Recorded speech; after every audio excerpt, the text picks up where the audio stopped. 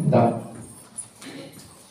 చాలా జాగ్రత్తగా ఈ దినమందు మనము దేవుని యొక్క మాటలను వినటానికి సిద్ధపడదాం.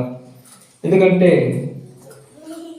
సాయంత్రకాల సమయంలో మనం చెప్పుకున్నట్టుగా నీతిమంతుడు విశ్వాసము వలన జీవిస్తాడు, నీతిమంతుడు విశ్వాసము మూలముగా జీవించును. నీతి అనేటువంటిది ఎలా ఉంటుందని మనం చెప్పామంటే, అబ్రహాము దేవుణ్ణి నమ్మెను, అది అతనికి నీతిగా. కాబట్టి నమ్మటం వల్లనే నీతి వస్తుంది, కానీ ఏదేదో చేయటం వల్ల ఏదేదో విధంగా నీతి రాదని, ఆయన కృప వలన మాత్రమే మీరు నీతిమంతులుగా తీర్చబడి ఉన్నారని బైబిల్ గ్రంథం చాలా స్పష్టంగా చెప్పబడింది. కాబట్టి ఈ దినమందు కూడా కొన్ని విషయాలు మనం ఆలోచిద్దాం. ఎందుకంటే ప్రస్తుత కాలంలో ఈ లోకములో నివాసం చేస్తున్నటువంటి క్రైస్తవులమైన మనము యేసుక్రీస్తు పట్ల విశ్వాసం కలిగి జీవించాలని అందరికీ ఉంటుంది ఆశ. ఎవరికి కూడా ప్రార్థనకు వచ్చిన తర్వాత పాపాలు చేయాలని ఎవరికైనా ఉంటాయో? ఎవరైనా ఉంటుంది ఇక్కడ చెప్పండి? ఎవరికీ ఉండదు. కానీ యేసుక్రీస్తుని నమ్ముకున్న తర్వాత, యేసుక్రీస్తులోనికి మనము కొనసాగుతున్న తర్వాత మనలో మనం ఏమనుకుంటామంటే, మేము కూడా భక్తిపరులైనటువంటి అబ్రహాము, ఇస్సాకు, యాకోబు ఎలా ఉన్నారు, దావీదు మహారాజు ఎలా ఉన్నాడు, ఒక అపోస్తులైనటువంటి అపోస్తులు వాళ్ళందరూ కూడా ఎలా జీవించారో మేము కూడా మా జీవితంలో అలా జీవించాలి, మేము కూడా అలా బ్రతకాలి అనేటువంటి ఆలోచన అందరిలో ఉంటుంది. కానీ ఎవరు కూడా చెడిపోవాలని, ఎవరు కూడా అబద్ధములు ఆడాలని, ఎవరు కూడా వ్యభిచారములు చేయాలని, ఎవరు కూడా దొంగతనములు చేసి లోకములు వ్యర్థంగా తిరగాలని ఎవరికి ఉండదు. కానీ పరిస్థితుల ప్రభావమును బట్టి మనం చూసినప్పుడు ప్రస్తుత కాలంలో ఉన్నటువంటి లోకములో ఉన్న ప్రజలలో దేవుని ఉద్దేశములు నెరవేర్చటంలో, దేవుని యొక్క ఆలోచనలు మనసుల్లో జరగటంలో ఎలా మరి ఆలోచిస్తున్నామో, ఏం చేస్తున్నారంటే, కొన్ని పరిస్థితులు బట్టి మనం చూసినప్పుడు, కొన్ని యొక్క స్థితిగతులను బట్టి మనం చూసినప్పుడు, మనుషులుగా బ్రతుకుతున్నటువంటి మన జీవితాలలో మనము కొన్నిటిని అర్థం చేసుకోవడానికి ప్రయత్నించాలి, బ్రతకడానికి ప్రయత్నించాలి. ఎలా అర్థం చేసుకోవాలంటే, దేవుని వాక్యాన్ని శ్రద్ధగా వినటం ద్వారా మనుషుల్లోనికి ఏమవుతుందని చెప్పాను? విశ్వాసం వస్తుందని చెప్పాను. కాబట్టి వాక్యాన్ని వినటానికి ప్రయాసపడుతున్నటువంటి జనములలో, వాక్యం మీద ఆసక్తి ఉన్నట్టుగా ప్రయత్నిస్తున్నటువంటి జనములలో దేవుడు ఇచ్చేటువంటి ఉచితమైన కృపను పొందుకోకపోవడానికి గల కారణం ఒకటి. దేవుడు కృపను ఊరకనే ఇస్తున్నాడు, డబ్బులు పెట్టుకునేది కాదు. కృప ఉచితముగానే ఇస్తున్నాడు.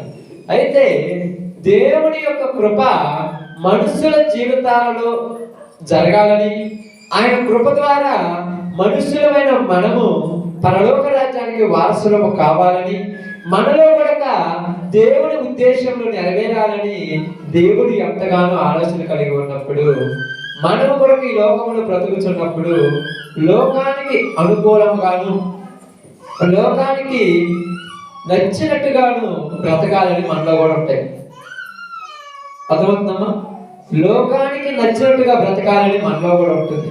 అది లోకములో ఉన్న పరిస్థితులను బట్టి మనం బ్రతుకుతున్నామని మనం అనుకుంటున్నాము. కానీ లోకములో ఉన్న పరిస్థితులు ప్రారంభంలో ఉన్నట్టుగానే నేటి దినం వరకు లోకం ఉన్నది. లోకం అనేది దాని ఆశలను నెరవేర్చుకుంటూ దాని ఇష్టానుసారంగా బ్రతుకుతుంటది. కానీ దేవుడు అనేటువంటి వాడు చాలా గొప్పగా జీవిస్తాడన్నట్టుగా మనం అర్థం చేసుకోవాలి. అయితే ఈరోజు మనము ఒక విషయాన్ని జాగ్రత్తగా మనం గమనించుకొని జాగ్రత్తగా మనం చూస్తే, బైబిల్ గ్రంథంలో నుంచి ఒక విషయాన్ని మనం చదువుకుందాం.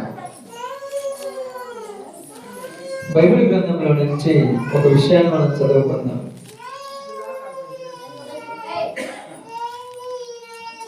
ప్రవక్త అయినటువంటి యెషయా గారు రాసినటువంటి గ్రంథంలో నుంచి, యెషయా గారు రాసిన గ్రంథంలో నుంచి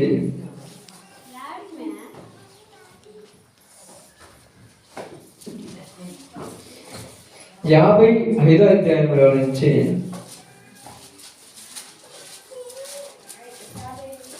రెండో వచనంలో నుంచి ఒక విషయాన్ని మనం జాగ్రత్తగా చదువుకొని, ఆహారము కాని దాని కొరకు మీరేలా రోకలిచ్చెదరు,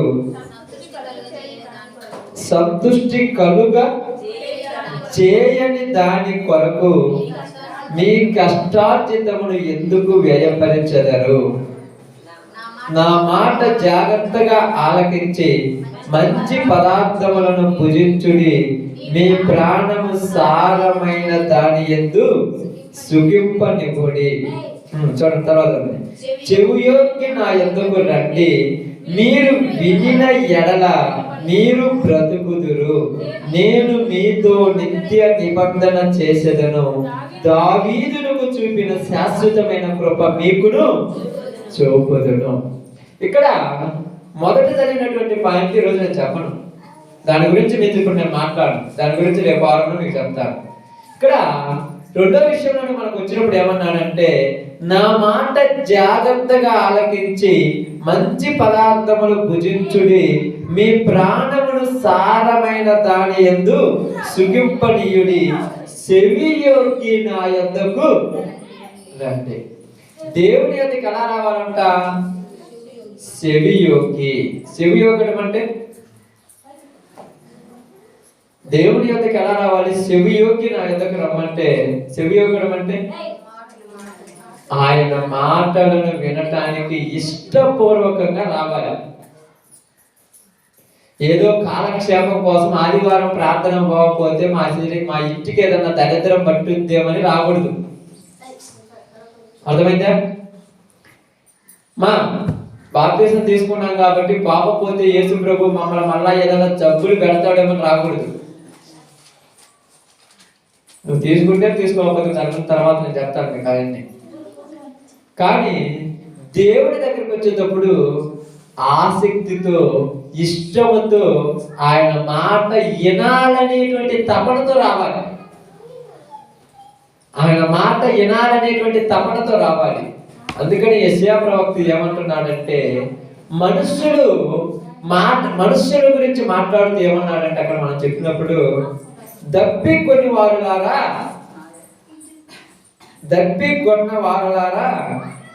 నీళ్ళ యొద్దకు రండి. పాప మీరంతా ఎంత బాధపడుతున్నారు, వాక్యం వినకుండా చేయడానికి అంత తపన చెందుతున్నారు ఎక్కడున్న జనాలు. ఇనే వాళ్ళని వినకుండా చేయాలని మీ బాధ. వీళ్ళేమో ఎక్కడ ఇంటే బాగుపడుతున్నామని వినకుండా ఉండాలని ఎలా బాధ. అంతా పని జరిగించేది అపవాది. దాన్ని బట్టి దాన్ని కరెక్ట్ గా జరిగిస్తుంది. కావాలని చూడండి కదా. ఎంత చేసినా, ఎన్ని చేసినా, పాటలు పాడినా, ఏం చెప్పినా అక్కడ ఇష్టపడుతుంది తెలుసా. వాక్యం చెప్పటానికి ప్రారంభించినప్పుడు అందరూ వెళ్తుంటారు, అందరూ మాట్లాడుతుంటారు, అందరూ నిద్రపోతారు. ఏంది అసలు అంటే వింటే ఆడ బాగుపడతారని దాని భయం. కావాలని చూడండి, మీరు ఎంత దూడైన పాటలు పాడండి, ఎంత దూడైన ఎవరైనా అరుతారేమో, ఎవరైనా తిరుగుతారేమో చూడండి. వాక్యం అనగానే ఎందుకు మరి ఇలా అవుతుందో అసలు చెప్పండి. మీకు అర్థం కాదు దెయ్యం కార్యం అని, మీకు తెలియకుండా మీకు అర్థమైపోయింది దెయ్యం కార్యం. కాబట్టి ఇక్కడ దప్పిక కొనిన వారులారా అంటే ఎవరిని రమ్మంటున్నాడు? నీళ్ళ యొద్దకు దప్పిక కొన్న వాళ్ళే రావాలి. దప్పిక లేనివాడు నీళ్ళ దగ్గరికి వస్తే ఏం చేస్తుందక్క? తాగే వాళ్ళని చూసి ఆ నీళ్ళలో ఎగరటము, కాళ్ళతో ఆ నీళ్ళని దన్నటము, వీళ్ళు కాళ్ళు గడుపుకుంటుంటే వాళ్ళు తాగరని వీడు చేస్తుంటాడు. చాలా మంది ఏమంటే మంచి నీళ్ళు ఎందుకు పాడు చేస్తామంటే వాడు ఏమంటే నేను కూడా తాగడానికి వచ్చానంట. తాగడానికి వచ్చినాడు వాడు చేస్తాడా? ఏం చేస్తాడు? తాగడానికి వచ్చినాడు శుభ్రంగా తాగి వెళ్ళిపోతాడు. కానీ తాగటానికి కాకుండా పాడు చేయడానికి వచ్చినాడు అలా చేస్తాడు. ఇప్పుడు ఇక్కడ యెషయా ప్రవక్త ఏమన్నాడు తెలుసా? ఎవరిని రమ్మంటున్నారు?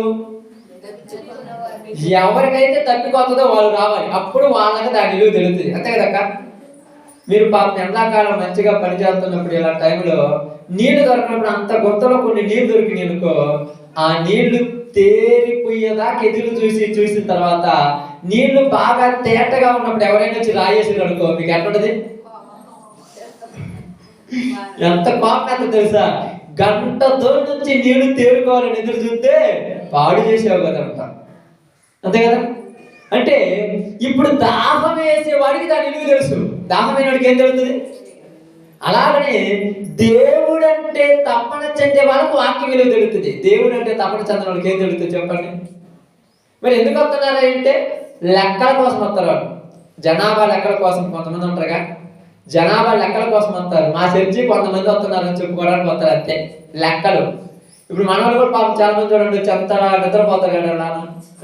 వాళ్ళు ఎందుకు వస్తున్నారంటే ఒక భయం, రాకపోతే ఏమన్నా అంటాడేమో దేవుడు అని. అసలు మిమ్మల్ని ఇబ్బంది కూడా అక్కడ మిమ్మల్ని ప్రాణులంతా ఏమన్నా అంటాక వాళ్ళని ఏమన్నా మిమ్మల్ని కూడా ఎందుకు అంటాడు ఏమంటారు. కానీ దప్పిక కొట్టిన వాళ్ళు నీళ్ళ దగ్గరికి వస్తే తాగుతారు. బాగా అర్థం చేసుకోండి. అందుకని యేసు ప్రభు వారు కూడా ఏమన్నాడు తెలుసా, ముత్యములు వేయద్దన్నాడు. ఎందుకు? వాటి విలువ వాటికి తెలియదు కనుక ఈ ముత్యాలను కూడా తీసుకుపోయి బురదలో ముంచేస్తారు.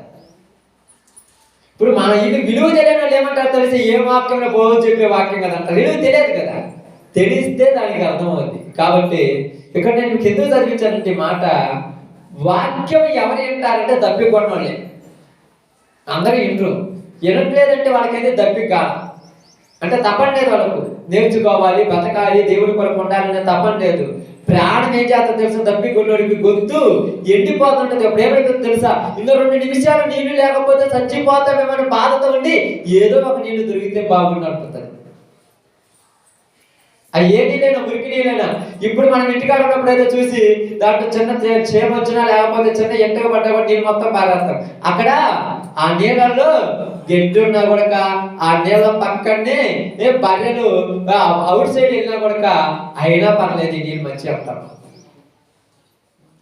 ఆ నీళ్ళలో బర్రెలు మునుగుతాయి, ఆ నీళ్ళలో బర్రెలు చేస్తాయి. మునిగినప్పుడు అవి ఏదేదో చేస్తుంటాయి. తర్వాత నీకు తప్పికొన్నప్పుడు ఏమనిపిస్తుంది తెలుసా, అది ఆడో మునిగింది ఆ మూల కదా, ఈ మంచినీళ్ళు కదా అనుకుంటా. తాగాలనుకున్నప్పుడు నీ మనసుకు నువ్వేం చెప్పుకుంటావు, సర్ది చెప్పుకుంటావు ఈ మంచినీళ్ళు. అంటే దాహం అనేది మనిషిని అలా చేస్తుంది. కాబట్టి వాక్యం వినటానికి వచ్చిన కూడా ఏమంటారు తెలుసా, ఏది అంటున్నా కూడా వినాలి వినాలి వినాలి అని తపన. కాబట్టి ఇక్కడ యెషయా ప్రవక్త ఇక్కడ ఏమని మాట్లాడుతున్నాడంటే, దప్పిక కొనిన వాళ్ళలారా నీళ్ళ యొద్దకు రండి, అప్పుడు దాని విలువ మీకు తెలుస్తుంది. ఏంటంట, దప్పిక కొన్నోళ్ళు వస్తేనే దాని విలువ తెలుస్తుంది. దప్పిక కొన్నోళ్ళు వస్తే ఏమి తెలుస్తుంది, దప్పిక లేని వాళ్ళు వస్తే ఏం కడతారు తెలుసా, నువ్వు తాగుతున్నావు కదా దయచేసి ఏమంటారు తెలుసా, మురికొని అడిగి నువ్వు అయ్యట తాగుతావు ఇయ్యట తాగుతావు అంటారు. వాళ్ళు తాగరు. నువ్వు అనుకుంటుంది ఈడేంటే అంటున్నాడు ఎప్పుడు అనుకుంటే నీకేమనుకో తెలుసు, ఇది ఎందుకు అంటున్నాడు తెలుసు, వాడికి దప్పిక కాదా, వాడికి దప్పికైతే నీకంటే ముందు తాగుతాడు.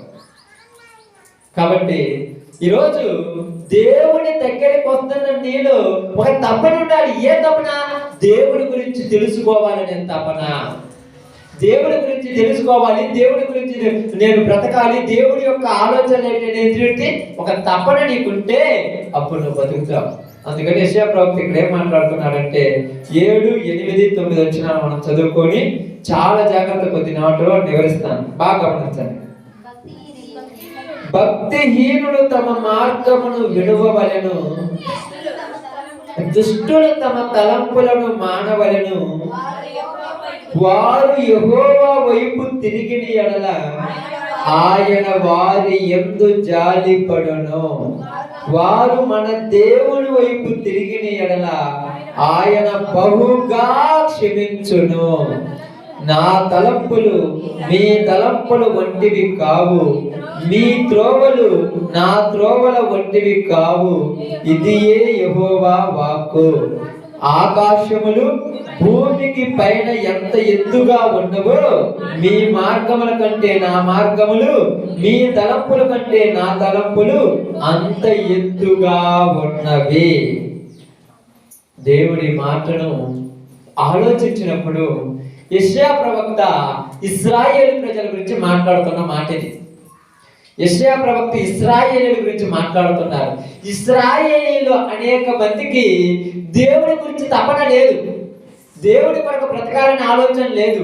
ఇశ్రాయేలీయులు ఐగుప్తు దేశంలో నుంచి కనాను దేశంలోనికి ప్రయాణం వచ్చిన తర్వాత, ఈ దేశంలోనికి వచ్చిన తర్వాత వాళ్ళు ఏం చేశారు తెలుసా, మరలా ఆ ప్రాంతంలో ఉన్నటువంటి ఆ దేవతలను కానీ, ఆ దేవుళ్ళను కానీ, ఆ బలిపీఠములను కానీ బ్రొక్కటానికి ప్రయాసపడి ఇష్టం వచ్చినట్టుగా బ్రతుకుతూ ఉన్నప్పుడు దేవుడు వారి మీద కోపగించెను. ఇంత పాపములు చేశారు, ఇన్ని వ్యసనాలు చేస్తున్నారు, ఇంత అక్రమముగా ఉన్నారు, ఇలాంటి దరిద్ర స్థితిలో ఉన్నారు, వీళ్ళ గతి ఏందనుకునే వాళ్ళు ఎక్కువ. అయితే దేవుడు ఏమంటున్నాడంటే, నా తలంపులు మీ తలంపులు వంటివి కావు. అసలు తలంపు అంటే ఏంది? ఆలోచన. ఇప్పుడు దేవుడి ఆలోచనకు మన ఆలోచనకి ఎలా ఉంటుంది అంటుంది బైబిల్? ఆకాశానికి భూమికి ఎంత ఎత్తు, మన ఆలోచనలకు దేవుడి ఆలోచనలకు అంత ఎత్తు. ఎక్కడైనా కలుగుతుంది ఆకాశం భూమి? దూరం నుంచి దేవుడికి వస్తుంది కలిసినట్టే ఉంటది. మరి అక్కడికి పోతే దూరం నుంచి కలిసినట్టు ఏమంటే తెలుసా? అల్లాడిపోతే భూమి ఆకాశం రెండు కలిసినట్టే ఉంటాయి, ఎంత దూరం కూడా కలవు. కానీ మన ఆలోచనలో కూడా, మన పద్ధతుల్లో కూడా దేవునికి మనకు అసలు సంబంధమే లేదు. మనుషుల ఆలోచన ఎలాంటివంటే, ఆది కాండం ప్రారంభ దినాలలో నోవాహు జలప్రలయం కాలంలో అయిపోయిన తర్వాత దేవుడు ఏర్పరిచినటువంటి భూమి మీద ఉన్నటువంటి జనములందరూ కూడా ఎలా బ్రతుకుతున్నారంటే, వాళ్ళ మనస్సులో ఒక ఆలోచన కలిగింది. ఏం ఆలోచన కలిగింది? 10-11 అధ్యాయంలోకి వచ్చినాక భూమి మీద జనములలో ఒక ఆలోచన కలిగింది. ఏం ఆలోచన కలిగింది తెలుసా?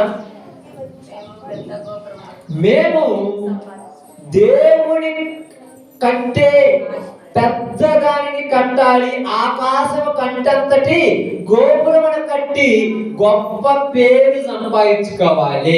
మనుషుని ఆలోచనలు ఎలాంటివి? పేరు. మనుషుల ఆలోచన ఎలాంటి అమ్మా? పేరు కావాలి. ఎక్కడ పేరు కావాలి? ఎక్కడ పేరు కావాలి? ఎక్కడ పేరు కావాలి? లోకములోను దేవునిలోను.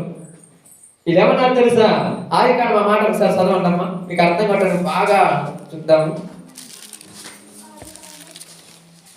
ఆది కాండం 10-11 అధ్యాయం ఉంటుంది. నేను కూడా ఏమో చూస్తున్నా, ఎతికి దగ్గర కనపడేది. మనందరం అప్పుడో చదువుకుంటాం అవన్నీ. ఆది కాండం 11 అధ్యాయం అనమాట. చూడండి, 11:5 అమ్మా, చదవండమ్మా. 4 చదవండి. మరియు వారు మనము భూమి అంతటా చెదిరిపోకుండా ఒక పట్టణమును, ఆకాశమునంటు శిఖరమును, ఒక గోపురమును కట్టుకొని పేరు సంపాదించుకుందుము రన్నని మాటలాడుకొనగా. అబ్బా, ఇలా మాటలు ఎలా ఉన్నాయంట? వీళ్ళు ఏం మాట్లాడుకుంటున్నారు? ఇప్పుడు ఇద్దరు మనుషులు కూర్చుంటే ఏం మాట్లాడుకుంటారు? పేరు కావాలి మనుషులకి, అవునా కదా? పేరు కావాలి. పేరు అంటే ఇప్పుడు మాకు లేదంటే ఉంది పేరు, ఎందుకు లేవు? అందరికీ ఒక పేరు పెట్టాడు, మనిషికి ఒక పేరు పెట్టుకున్నాం. ఎవరు బుద్ధిగుండి పేరు వాళ్ళు పెట్టుకున్నాం. ఇంకా కొంతమంది ఏం చేశారు తెలుసా? ఈ పేరు నచ్చలేదని కుక్కల పేర్లు, గొర్రెల పేర్లు పెట్టుకున్నాం. అంతే కదా? కుక్కల పేర్లు, గొర్రెల పేర్లు. మనుషుల పేర్లు తీసుకుపోయి కుక్కలే పెడుతున్నారు, కుక్కల పేర్లు తీసుకొచ్చి మనుషులు పెట్టుకుంటున్నారు. అంత బాగుంటుందో చూడండి.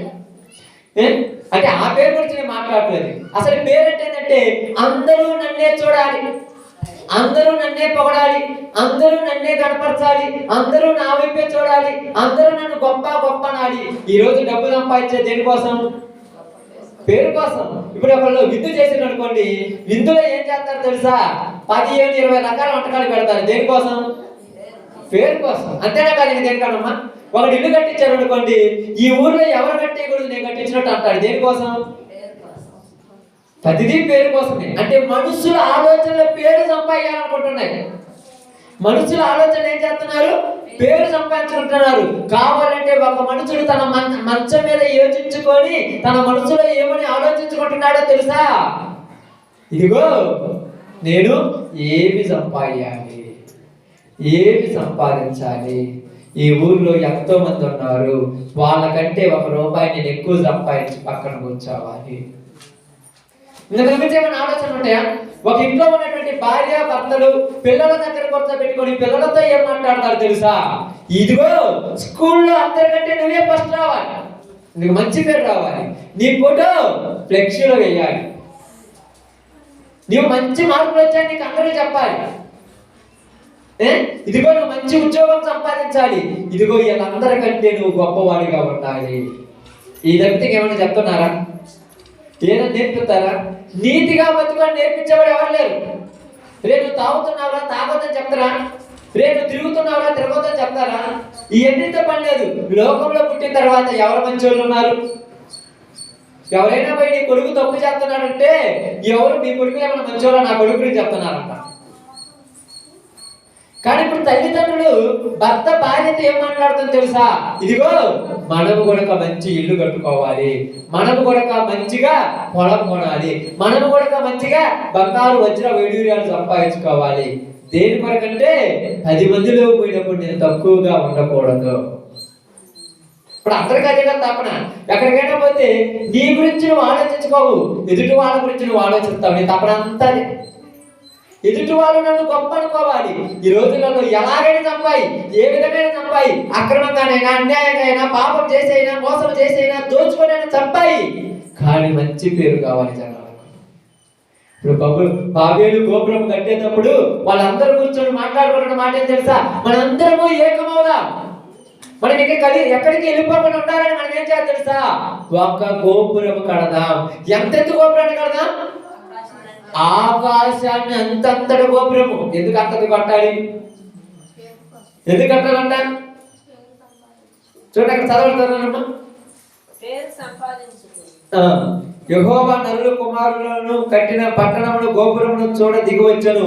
అప్పుడు యెహోవా, ఇదిగో జనము ఒక్కటే, వారి భాష ఒక్కటే, వారు ఈ పని ఆరంభించి ఉన్నారు. ఇక మీదట వారు చేయదలిచి ఏ పని అయినా చేయకుండా వారికి ఆటంకమేమి ఉండదు. మనము దిగిపోయి వారిలో ఒకటి మాట ఒకరికి తెలియకుండా అక్కడ వారి భాష తారుమారు చేయదు అనుకొనెను. అంటే ఇక్కడ మనుషులు దేవుని అంతటి వాళ్ళు అయిపోవాలనుకున్నారు. ఎప్పుడైతే దేవుడు అంతటి వాళ్ళు అయిపోతారో, వాళ్ళు అనుకున్నది సాగిస్తారో, ఇప్పుడు వీళ్ళలోకి ఏమవుతుందో చెప్పండి? అది పాయింట్. ఇక్కడ అనుకున్నది సాధించిన తర్వాత ఏమవుతుంది? ఇప్పుడు మన అందరం అనుకోవచ్చు, దేవుడు అందరూ ఒకటిగా ఉండి అందరూ ఒకటిగా పని చేసుకుంటూ అందరూ ముందుకు కొనసాగుతుంటే దేవుడు ఎందుకు తారుమారు చేశాడు అని మనకు ఉండొచ్చు. బాగా అర్థం చేసుకోండి. కానీ దేవుడు ఏం చేశాడు తెలుసా? వీళ్ళందరూ కూడా ఈ గోపురాన్ని కట్టారా, ఈ వాళ్ళలోకి ఏమొచ్చేది? ఆది కాలంలో పరలోకములో లూసిఫర్ అనేటువంటి ఒక దెయ్యము అక్కడ తనలో గర్వం వచ్చి ఎలాగైతే అనేకులను పాడు చేసిందో, వీళ్ళు కూడా ఇప్పుడు నన్ను లెక్క చేయరు. లెక్క చేస్తారా?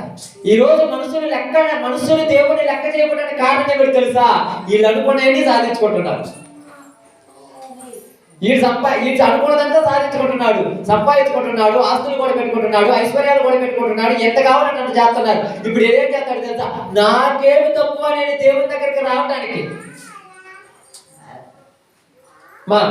బాగానండి, మాకేం తక్కువ నేను దేవుడి దగ్గరికి రావడానికి అంటే ఇక్కడ మనుషుని యొక్క తలంపులు ఎలా ఉన్నాయి తెలుసా? లోకం మీద పేరు సంపాదించుకోవాలి, లోకం మీద మంచి పేరు కాదు. అది ఏ పేరు? మంచి పేరా? ఒకడి కంటే నేను ఎక్కువ, అందరూ నా వైపే చూడాలనేటువంటిది. మనుషులు దేవుడి వైపు చూడాలని కోరికలేదు పాపలకు. ఒకడి కంటే నేను ఎక్కువ. ఇప్పుడు మొట్టమొదటి మనం గమనించి ఆలోచిస్తే ఇక్కడ బైబిల్ గ్రంథం ఏం చెప్తుందంటే, మనుష్యులు పేరు సంపాదించాలని ఆలోచన. మీరు ఎందుకు పాపం నిద్రపోతాను చెప్పండి. నాకు కూడా మంత్రంగా చెప్పండి, నేను కూడా నిద్రపోతాను. అసలు నిద్ర నాకు బాధపడుతున్నాను.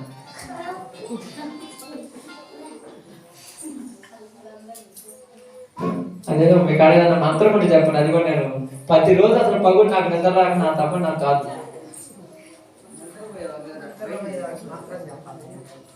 బాగా గమనించి ఆలోచించండి. పేరు సంపాదించుకోవటానికి ఆది కాలంలో జనములు ప్రయాసపడ్డారు. ఇక రెండో విషయాన్ని మనం గమనిద్దాం. ఆది కాలంలోకి వస్తే ఒక విషయాన్ని మీకు చెప్తాను చూడండి. ఎందుకు అసలు ఈ మనుషులు ఎలా ఉన్నారంటే 6వ అధ్యాయం 5వ వచనం ఒకసారి చదవండి. మనుషుల తలంపులు ఎలా ఉంటాయి చూద్దాం.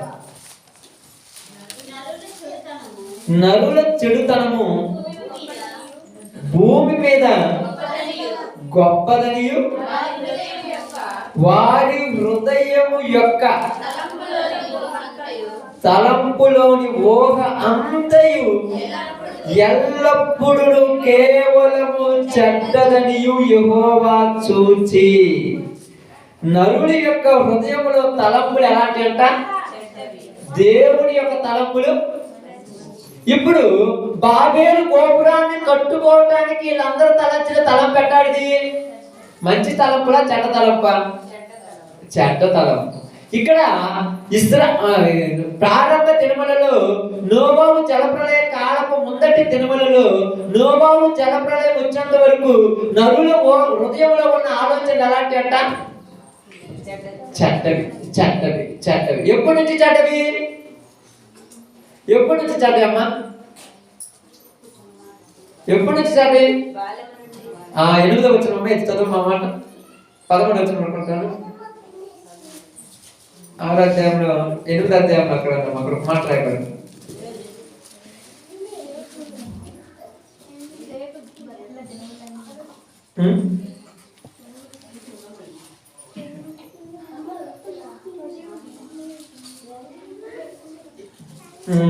ఎనిమిది అధ్యాయం అనుకుంటాను. చూడండి 21వ వచనం అనుకుంటాను.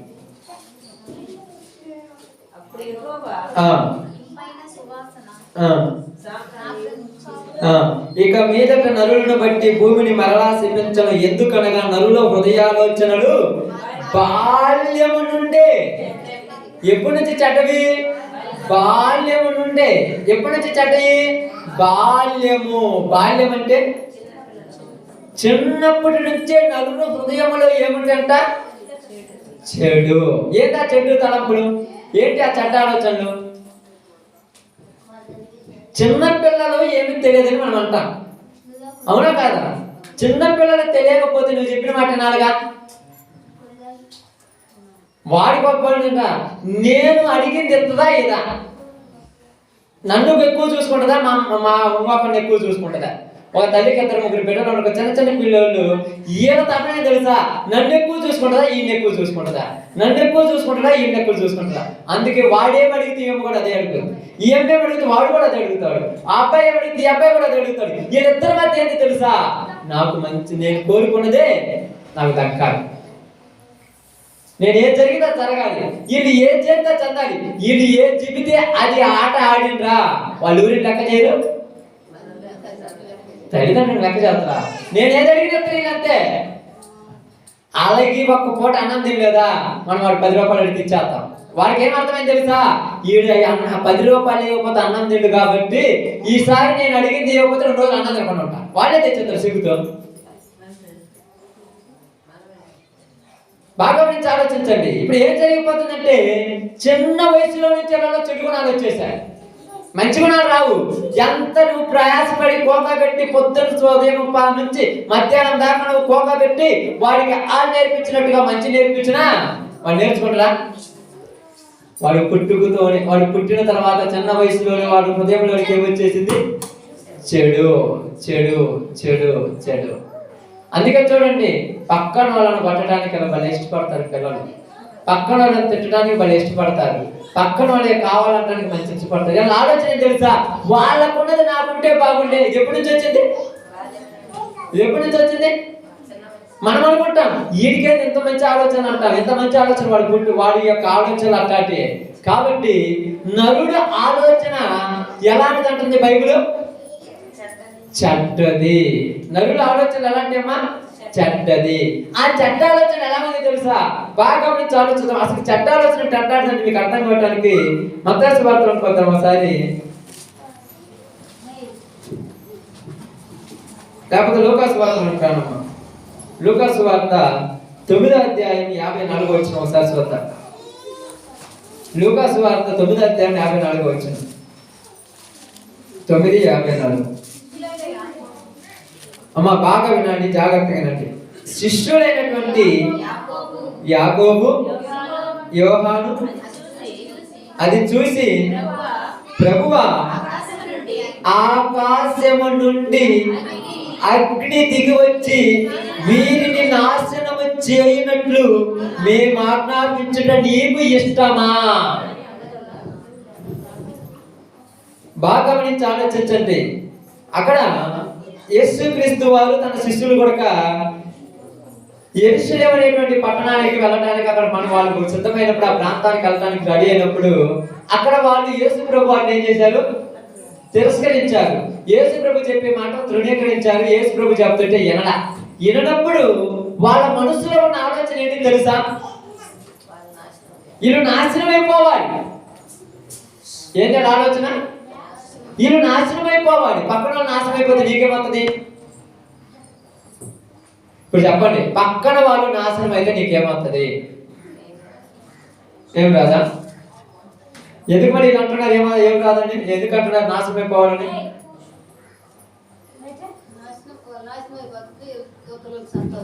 ఇది సంతోషం అవుతుంది అంటే బాగా గమనించండి. వాళ్ళు నాశనం అయితే ఏమవుతుంది? సంతోషం. అంతేనే ఏమవుతుందా?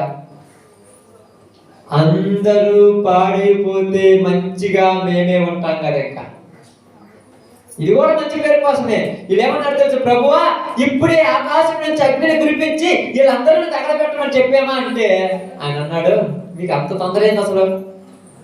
పిల్లపో తొందర ఉంది ఏంటి? వాళ్ళని చంపేయాలని తొందర అంటే మనుషులమైన మన ఆలోచనలన్నీ కూడా ఏ గాడికి మంచి చేసేవి కానీ ఎంత చేసినా కూడా ఎన్ని విధాలు చేసినా కూడా మన ఆలోచన మంచి చేసేవి కానీ కాదు. ఎందుకు కాదంటే బాగా గమనించి ఆలోచిద్దాము. మత్తయి సువార్త 11:25 కూడా ఒకసారి చదువుతాం. మత్తయి సువార్త 11:25.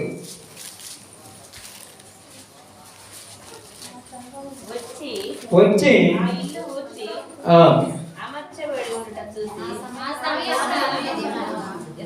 25 అమ్మా. ఆ సమయమున యేసు చెప్పినదేమనగా, తండ్రి, ఆకాశమునకును భూమికిని ప్రభువా, నీవు జ్ఞానులకును వివేకులకును ఈ సంగతి మరుగు చేసి పసిబాలులకు బయలుపరిచి ఉన్నావని నిన్ను సృష్టించుచున్నాను అన్నాడు. అసలు ఇక్కడికి వచ్చిన తర్వాత జ్ఞానులకును వివేకులకును ఈ సంగతి ఏం చేశావు? మరుగుపరిచావు. పసిబాలులకును బయలుపరిచి ఉన్నాడు. పసిబాలులకు బయలుపరిచి ఉన్నాడంట. అసలు ఏంటి మాట? ఇందాక చూస్తేనేమో బాల్యం నుండే వాళ్ళ ఆలోచన ఏంటంట. మరి ఎక్కడికి వచ్చాక ఏమంటున్నాడు? ఎవరికి తెలియజేశాడంట? పసిబాలులకు. బాలులకు అన్నాడా? పసిబాలులకు తెలియజేస్తున్నాడు. అసలు ఈ మాటలో ఉన్న పరమార్థం మనం కొంచెం ఆలోచించాలి ఈరోజు. ఎందుకంటే మీ సహోదరి సహోదరులారా, నేటి దినం వరకు మన తలంపులు అన్ని కూడా దేవునికి ఉద్దేశపూర్వకంగా అయిన తలంపులు కాదు. మన ఆలోచనలు అన్ని కూడా అంత అక్కడ మంచి పేరు తెచ్చుకోవాలని. శిష్యులు కూడా ఎవరి దగ్గర మంచి పేరు తెచ్చుకోవాలనుకున్నారమ్మా? అర్థమవుతుందా? ఎవరి దగ్గర మంచి పేరు తెచ్చుకోవాలని? యేసు ప్రభు దగ్గర. యేసు ప్రభు ఏమనుకున్నాడు తెలుసా? యేసు ప్రభువును వాళ్ళు తృణీకరిస్తే, ప్రభువా నిన్ను తృణీకరించారు కనుక మాకు పాపం వస్తుంది అంటే యేసు ప్రభుకి రాదా పాపము? యేసు ప్రభు కాలేదా శక్తి? అంటే ఇప్పుడు ఏమనుకోవాలి? అబ్బా నేనంటే అంత ప్రేమ, నన్నంటే ఇలా అసలు పడట్లేదు, నాకంటే వాళ్ళకంటే ఎక్కువ నన్నే ప్రేమిస్తున్నారు, నన్ను ఒక మాట అంటే ఏళ్ళని అన్నట్టుగా ఫీల్ అవుతున్నారు. ఎంత ప్రేమ! ఇక్కడ దేవుని ఆలోచనలు మనకు ఆలోచనలకు అసలు సంబంధం ఉండదు. మరి సంబంధం లేనప్పుడు మరి మనం ఎలా బ్రతికతాము? మనం ఎలా ఉన్నామంటే, అందుకని యెషయా ప్రవక్త ఏమన్నాడు తెలుసా? 50 మనం చదువుకున్నప్పుడు ఏమన్నాడు తెలుసా? భక్తిహీనుడు తమ మార్గమును విడవలను, దుష్టులు తమ తలంపులను మానవలను. దుష్టులు తమ తలంపులను ఏం చేయాలంట? మానాలి. ఇంకా మనల తలంపులు. ఎలాంటి తలంపులు? మరి పేరు సంపాదించుకోవాలనే తలంపు ఒకటిది, అర్థమైందా? రెండోది చెడిపోవాలనే తలంపు ఒకటిది. మూడోది ఒకళ్ళని నాశనం చేయాలనే తలంపు మరొకటి. ఇంకా నిమిషం ఈ తలంపులు తప్ప ఏమన్నాయా? ఒకడు బాగుపడుతుంటే చూసి ఓర్చుకునే తలంపులు కాదండి. మంచి అనేది ఇలా హృదయములోనే లేదు. హృదయం నిండా ఏముండదని చెప్తుంది బైబిల్లో. ఏముందంట? బైబిల్ గ్రంథం అంటున్నా మార్కు సువార్త 7వ అధ్యాయము. మార్కు సువార్త 7వ అధ్యాయము 21 నుంచి జాగ్రత్త చదువుతా. లోపల నుండి అనగా మనుషుల హృదయములో నుండి ఏ ఆలోచనలంట? దురాలోచనలు జారత్వములు, దొంగతనములు, నరహత్యలు, వ్యభిచారములను, లోపములను, చెడుతనములను, కృత్రిమమును, కామ వికార మత్సరము, దేవదూషణి, అహంభావమును, అవివేకమును వచ్చును. ఈ చెడ్డవన్నీ మనుషుడి యొక్క హృదయము ఆలోచనల నుండే బయటకు వచ్చాయి. వాళ్ళ హృదయపు తలంపులు ఎట్టాకే, వాళ్ళ హృదయంలో తలం పెట్టాడిదే. వాడంట మనం చదువుకున్నాం చాలాసార్లు, సంపాదించినంతా ఇంట్లో పెట్టుకొని వచ్చి తన ప్రాణంతో ఏం చెప్పుకుంటున్నాడు తెలుసా? ఆ ప్రాణమా, అనేక సంవత్సరములకు కావలసిన సంపద నేను ఇంట్లో చేశాను, తినుము, త్రాగుము, సుఖించు. ఇప్పుడు ఈ ఆలోచన తనది. ఇంకొకడు ఏమంటున్నాడు అన్నాడు దావీదు మహారాజు కీర్తన గ్రంథంలో, ఒకడు తమ మంచం మీద పరుండి కళ్ళు మూసుకొని తనలో కామ కోరికల చేత తన్ను తాను తృప్తిపరుచుకుంటాడు. ఇంకొకడు ఇంకొక మాట ఏం రాయబడ్డాడు బైబిల్ గ్రంథంలోనే, ఒకడు ఇక్కడే ఉండి ఎక్కడో ఉన్న పాపముల గురించి ఆలోచించేవాడు అంట. ఒకడు మంచి ఆలోచనలు ఏడైనా వచ్చాయా? ఎవరిలోనైనా మంచి ఆలోచన అనేది వచ్చింది? అసలు మంచి ఆలోచన ఒక్కడి కూడా రావట్లేదు. అందుకని మనస్సులో తలంపులన్నీ కూడా దేవునికి వ్యతిరేకమైనవే. మనందరికీ తెలుసుగా ఒక ఆయన ఉన్నాడు. ఎవరు? దైవజనుడు. ఆయన పేరు బిలాము. బిలాము ఎక్కడున్నాడు? ఇశ్రాయేలు ప్రజలను ఆశీర్వదించడానికి దేవుడు ఏర్పరచుకున్న ప్రవక్త. ఇప్పుడు బిలాముకు జరిగినటువంటి సంఘటన మనందరికీ తెలిసిందే. ఏంటంటే మనం ఆలోచించినప్పుడు చూసినప్పుడు ఇశ్రాయేలు ప్రజలు ఎప్పుడూ కూడా తన శత్రువులతో యుద్ధం చేస్తున్నప్పుడు ఇశ్రాయేలీలే గెలుస్తున్నారు, శత్రువులు ఏమవుతున్నారు? ఓడిపోతున్నారు. ఇప్పుడు బారాకు అనేటువంటి ఒక రాజు ఆలోచన కలిగి ఏమన్నాడు తెలుసా? ఎప్పుడు కూడా ఇశ్రాయేలీలే గెలుస్తున్నారు, మన వాళ్ళు ఓడిపోతున్నారు ఏంటి? అసలు మన వాళ్ళు ఓడిపోతున్నారు ఏంటి అని అడగగానే అప్పుడు వాళ్ళు ఏమన్నారు తెలుసా? అయ్యా, ఇశ్రాయేలీల పక్షం ఎవరున్నాడు? దేవుని ప్రవక్త ఉన్నాడు. బాగానండి, ఇశ్రాయేలు పక్షాన ఎవరున్నాడు? దేవుని ప్రవక్త ఉన్నాడు. ఆ ప్రవక్త ఏది చెబితే అది జరుగుతుంది అంతే. కాబట్టి ఇప్పుడు బారాక్ ఏం ఆలోచించాడు తెలుసా? ఏమనుకున్నాడు తెలుసా? దేవుడిని అంతా మార్చలేగా, దేవుడిని మార్చగలమా? మరి ఎవరిని మారుద్దాం? ప్రవక్తను మార్చుకుందాం. ఎలా మారుతాడు? కొనేద్దాం. ఆలోచన కొనేద్దాం. కొంటారు. ఇప్పుడు కొంటున్నారుగా, మామూలు కొంటున్నారు. మీరు అనుకుంటున్నారు ఎవరు కొంటున్నారు? ఈరోజు రూపాయి నెత్తిని వెళ్ళి కొంటున్నారు మనుషుల్ని. కొనట్లా? చదువుకునే పిల్లలు పాఠం చెప్పుకునే ఉపాధ్యాయుని కొంటున్నారు డబ్బులు ఇచ్చి. చేసుకునే భార్య కట్టుకున్న భర్తను కొంటుంది డబ్బులు ఇచ్చి. వైద్యం చేసుకునేటువంటి వాళ్ళు వైద్యం చేసే డాక్టర్ని కొంటున్నారు డబ్బులు ఇచ్చి. వాళ్ళు వర్క్ చేస్తున్నారా? ఎవరే వర్క్ చేయదు, అందరూ డబ్బులు ఇచ్చి నీ కనీసము నువ్వు చేసేటువంటి ప్రతి దానిని కూడా డబ్బులు ఇచ్చి కొనుక్కుంటున్నావు. నీకు ప్రతిదీ అవసరమైన దాన్ని కొంటున్నావు. నువ్వు మనుషులు అందరినీ కొంటారు, డబ్బులు ఇచ్చి కొంటున్నావు.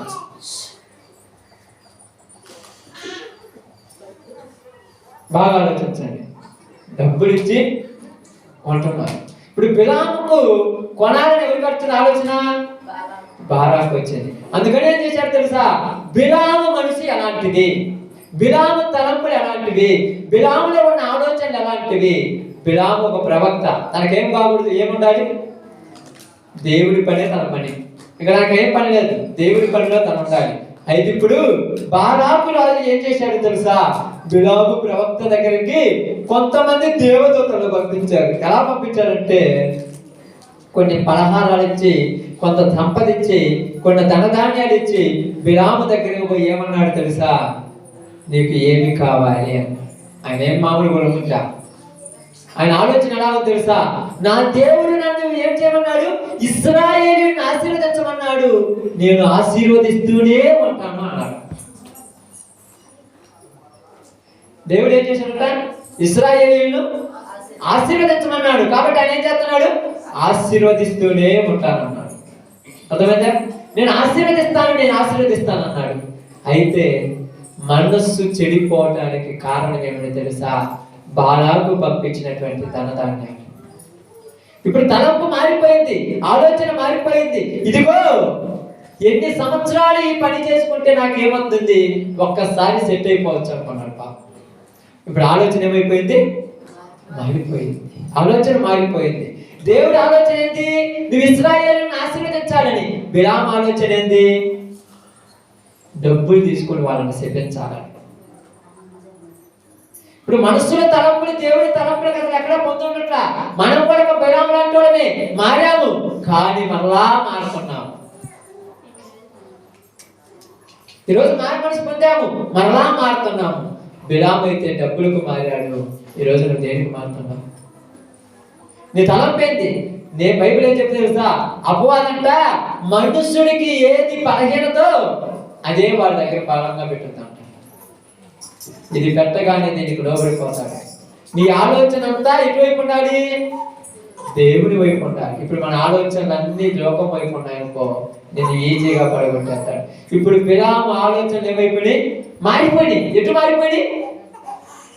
ఇశ్రాయేలీయులను ఆశీర్వదించేవాడు శపించటానికి. దేవుడి ఉద్దేశం ఏంటి? శపించాలా ఆశీర్వదించాలా? మరి బిలాము ఉద్దేశం ఏమైంది? శపించడానికి రెడీ అయిపోయినాడు. మొట్టమొదట బైబిల్ ఏం చెప్తుందంటే ఇక్కడ గమనించి ఆలోచించండి. మన ఆలోచనలు దేవుని ఆలోచనలకు ఎలా ఉన్నాయమ్మా? ఆకాశానికి భూమికి అంత తేడా ఉంటాయో అంత తేడా ఉన్నాయి. శిష్యుల ఆలోచనలు ఎలా ఉన్నాయో? పేతురుకి అడ్డం తీసుకుని వచ్చాడు, ఎమ్మటే చెవి తెరగలిగాడు. మా ప్రభువునే పట్టుకుంటావు, ఎంత గొప్పడివి నువ్వు, అసలు మా ప్రభు మీద చెయ్యేస్తామని చేయదేవనరికాడు. కానీ దేవుడి ఆలోచన ఏంది? ఆలోచన ఏంది? తెగిపోయిన చెవి తీసి అతికిచ్చి నీ పని నువ్వు చేయమన్నాడు. అందుకని ఇక్కడ యెషయా గ్రంథంలో అనుకుంటారు, బాగా గమనించి ఆలోచించండి. యెషయా గ్రంథంలో అనుకుంటారు, అక్కడ 7వ అధ్యాయం ఒకసారి చదవండమ్మా. భక్తిహీనులు దుష్టులు తమ తలంపులు మారవలను, వారు యెహోవా వైపు తిరిగిన ఎడల వారి యందు జాలిపడును. వారు యెహోవా వైపు తిరగాలి. దేవుడి ఆలోచన ఏంది? దేవుడి తలంపు ఏంది? దేవుడి తలంపు ఏంది? దేవుడి ఆలోచన ఏంది? మనుషులు మారు మనసు పొంది నా దగ్గరకు రావాలని దేవుడి ఆలోచన. మరి మన ఆలోచన ఏంది? ఎలా ఆలోచన ఏంది?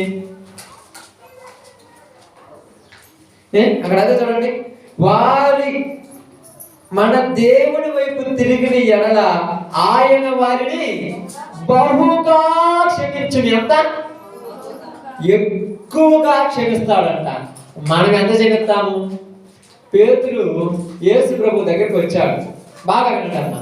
యేసు ప్రభు దగ్గరికి వచ్చి ఆయనతో మాట్లాడుతున్నాడు. అయ్యా, నా సహోదరుడు నా ఎడల తప్పు చేశాడు, నేను ఒకసారి క్షమించాను, పోతే పానీలే పాపని. 2 సార్లు క్షమించాను, 3 సార్లు క్షమించాను, ఇక నా వల్ల కాదయ్యా అన్నాడు. ఇప్పుడు పెద్ద యేసుప్రభు ఏమన్నాడు? యేసుప్రభు ఏమన్నాడు తెలుసా? ఎన్నిసార్లు క్షమించాలంటే 7 కాదు, 70 ఏళ్ల మారులు. 70 ఏళ్ళు నువ్వు బతికినంత కాలము క్షమించాలి. ఆమేన్. నువ్వు బతికినంత కాలం నీ సహోదరుని క్షమించాలి. అది దేవుని తలంపు. మరి శిష్యుల తలంపు? శిష్యుల తలంపు ఇప్పుడే ఆకాశం నుండి అగ్ని వచ్చి వీళ్ళందరూ తగలబడాలి. అది శిష్యుల తలంపు. దేవుడి తలంపుకు శిష్యుల తలంపుకు చాలా తేడా ఉంది. ఎలా ఉంది తెలుసా? దేవుడు చచ్చిపోయేంత వరకు ఎదురు చూస్తాడు, శిష్యుడు ఇప్పుడే చంపాలంటున్నాడు. మనకు కూడా అప్పుడప్పుడు భలే కోపాలు వస్తుంటారు. మీ కూడా మీ ఇంట్లో వాళ్ళ మీద, బయట వాళ్ళ మీద ఎంత కోపాలు వస్తాయంటే, మీ చేతుల్లో శక్తి ఉంటే ఎంతమంది చంపేవాళ్ళు. మీకు నిజంగా దేవుడికి ఆ శక్తి లేదు కాబట్టి అట్లా, కానీ నిజంగా శక్తి ఇచ్చుంటే ఎంతమంది ఎన్నిసార్లు దూషించి చంపించావు. నువ్వు సత్తే బాగుండులే అన్నావనుకో, నా నోట్లో వచ్చిన మాట వాళ్ళ మీద ప్రయోగించబడింది అనుకో, ఎన్నిసార్లు చచ్చిపోయి ఉంటారు వాళ్ళు? ఎన్నిసార్లు ఉంటాము? ఎన్నిసార్లు ఉంటావు చెప్పండి? లెక్కలేనని మాట. అంటే ఎంతమంది చంపుతుంటావు? అందుకే దేవుడు నీకు ఆ శక్తి ఇలా. నీకు ఆ శక్తి ఇచ్చుంటే నువ్వు మామూలుగా ఉండేదానిగా. శిష్యుడికి ఆ శక్తి ఇచ్చుంటే ఏం చేసేవాళ్ళు? అప్పుడే ఆకాశం చక్రించడం తగలబెట్టనేవాళ్ళు, ఎప్పటి మొత్తం తగలబడేవాళ్ళు. వీళ్ళు ఇప్పుడు ఏమంటారో తెలుసా? మీరు ఎట్లా చేస్తే ఇట్టే ఊరికి చెప్తారు.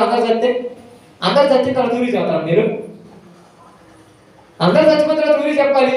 ఇప్పుడు కానీ బుద్ధి రాదు. చచ్చినోడికి ఏం బుద్ధి అవుతుంది? బతికినప్పుడే బుద్ధి తెచ్చేటట్టు మనం బతకాలి. అదే యేసు ప్రభు తలపు. యేసు ప్రభు గురించి ఏమన్నాడు తెలుసా దేవుడు? మత్తయి సువార్త 3:17 చాలా చక్కని మాట మాట్లాడాడు యేసు ప్రభు గురించి. ఏమన్నాడు చూడండి, 17. మరియు ఇదిగో ఈయనే నా ప్రియ కుమారుడు, ఈయన యందు నేను ఆనందించుచున్నాను. ఈయన యందు నేను ఏం చేస్తున్నానంట? ఆనందించున్నాను. ఎందుకు ఆయనకు ఆనందం? ఆయన ఎందు నా ఆలోచనలు ఎలాంటివో యేసు ప్రభు యొక్క ఆలోచనలు కూడా అలాంటివే. నేను ఎంతగా ఈయనను ఓర్చుకున్నానో యేసు ప్రభు కూడా అంతగా ఓర్చుకున్నాడు. అందుకే ఒక మాట మనకు రాయబడింది. ఏమి రాయబడింది తెలుసా? ఈ భూమి వేళ ఎంతమైపోతుంది, వెంటనే ఈ చెట్టును నరికేయండి, కొత్త చెట్టు తెచ్చి నాటమన్నప్పుడు తోటమాలి ఏం చేశాడంట? అయ్యా 1 సంవత్సరం అవకాశం ఇయ్యి. నువ్వు అడగలుగుతున్నావా? అలా అట్టడుగుతున్నా అంటే నిర్గమకాండంలోకి మనం వెళితే అక్కడ దేవుడు ఇశ్రాయేలు ప్రజల మీద ఏం చేశాడు? కోపం తెచ్చుకున్నాడు. కోపం తెచ్చుకొని ఏమన్నాడు తెలుసా? మోసే వీళ్ళందరినీ ఒక్క క్షణంలో చంపేసి మరలా నీ ద్వారా జనాలను పుట్టిస్తానన్నాడు. అప్పుడు మోసే ఏమన్నాడు? అయ్యా వాళ్ళ కంటే ముందు నన్ను చంపి వాళ్ళని చంపన్నాడు. అంతా మీకు ఆ సబ్జెక్ట్ మొత్తం కాదు, కానీ వాళ్ళని కాదు, ముందు నన్ను చంపు, తర్వాత వాళ్ళని చంపన్నాడు. అంటే అడ్డంగా నిలబడ్డారు వాళ్ళందరికీ. ఈ రోజు నీ దేవుడు ఏం చేస్తున్నాడు తెలుసా? నన్ను నమ్ముకున్న నా బిడ్డలు లోకంలో వాళ్ళకి అడ్డంగా నిలబడ్డారు. మీతో వాళ్ళకు వాళ్ళ మీదకి తెగినప్పుడు ప్రభువా నన్ను బట్టి ఒక్కసారి క్షమించమని ఈ రోజు అడిగావా? నన్ను బట్టి ఒక్కసారి కనికరం చూపించు ప్రభువా, నన్ను బట్టి ఒక్కసారి ఈ ప్రాంతం మీద కనికరం చూపించు ప్రభువా. వాళ్ళు ఖచ్చితంగా మారుతారని ఎప్పుడైనా నీకు ఆలోచన కలిగిందా? మన నోటి నుంచి మనకేమవుతుంది? ముందే ఏమంటారమ్మా? అసలు మారమని 2 సంవత్సరాలు చెప్పిన అంటే అంత గ్యారెంటీనా నీకు? స్టాంప్ వేస్తాం మళ్ళా అసలు మారి కావాలని చూడు 19 నా తల తక్కువసుకుంటే వాళ్ళు మారుతా అంటారు. అంత నమ్మకం వాళ్ళ మీద నీకు? మారరా వాళ్ళు మారు. దేవుడు ఏమంటున్నాడు? వాళ్ళ కొరకు నేను ఏం చేశానంటున్నాడు యెషయా గ్రంథంలో, దినమెల్లా పాపాత్ములైన వారి కొరకు నేను నా చేతులు చాపి ఉన్నాను అంటున్నాడు. ఆయన చేతులు చాపితే నువ్వేం చేస్తున్నావాడా? వీళ్ళు మారని చెప్పే నువ్వు వాళ్ళ కొరకు ప్రార్థన అట్లా చేస్తావు. నాకు అర్థం కాదా? రాత్రి మనకు ఒక వాక్యం చెప్పాను, అందుకే ఈ మాట మీకు చెప్తున్నాను. ఏమని చెప్పాను? రోమిలకు రాసిన పత్రిక 10:13 నుంచి మనం చదివినప్పుడు ఏమన్నాను? ఇదిగో ఎవడైతే ఆయన నామమును బట్టి ప్రార్థన చేస్తారో వారు రక్షించబడతారు. ఎవరు రక్షించబడతారు కాబట్టి ప్రార్థన చేయాలంటే ఏం చేయాలి? విశ్వాసం ఉండాలి. విశ్వాసం ఉండాలంటే ఏం చేయాలి? వాక్యం వినాలి అని మనకు అవన్నీ ఉన్నాయి. కాబట్టి ఇప్పుడు నీకేముండాలి? విశ్వాసం ఉండాలి. విశ్వాసం ఉండాలంటే నీకేం చేయాలి? వాక్యం వినాలి. కాబట్టి విశ్వాసం అనేది ఏంటిది? నిరీక్షింపబడు వాటి యొక్క నిజ స్వరూపం. వీళ్ళు ఒకరోజు మారతారని నువ్వు నమ్మితే వాళ్ళ కొరకు కష్టపడతావు. అర్థమవుతుందా?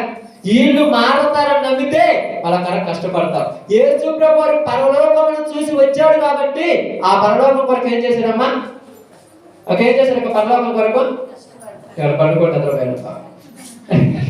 మనం కూడా అదే చేసింది. ఏం చేస్తాను చెప్పండి? నాకు తెలిసి వీళ్ళంటారు రేపు మేము పరలోకం పోతే మీరు నరకలా కాదు, నాకు అనిపితే రోజు నవ్వుతుంది. నేను నిద్రపోయినా కూడా పరలోకం పోతాను.